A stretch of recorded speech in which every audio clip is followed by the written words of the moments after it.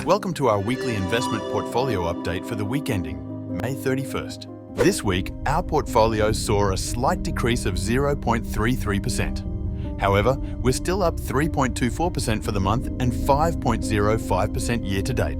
We're maintaining a strong track record with 63.81% profitable weeks and 71.21% profitable trades, holding our investments for an average of 14 months.